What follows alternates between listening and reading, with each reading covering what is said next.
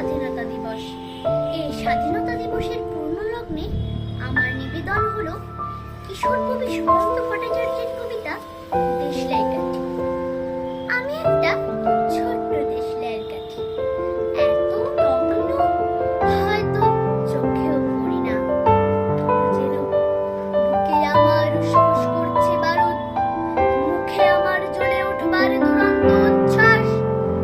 আমি একাই ছোট্ট একটা দেশলাইয়ের কাঠি।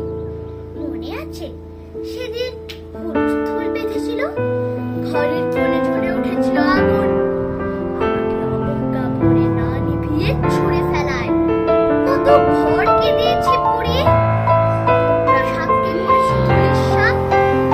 আমি একাই ছোট্ট একটা দেশলাইয়ের কাঠি। বহু রাজ্যকে দিতে পারি ছাড়খাড় করে, তবুও অবজ্ঞা করবে আমাদের।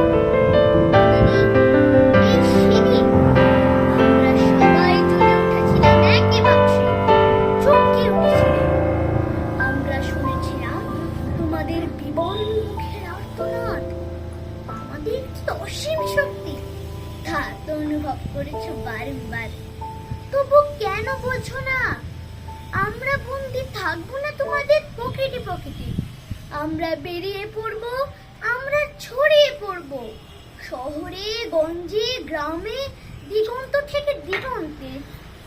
আমরা বারবার জ্বলি নিতান্ত অবহেলায়, তা তো তোমরা জানো। কিন্তু তোমরা তো জানো না কবে আমরা জ্বলে উঠবো সবাই শেষবারের মতো। ধন্যবাদ।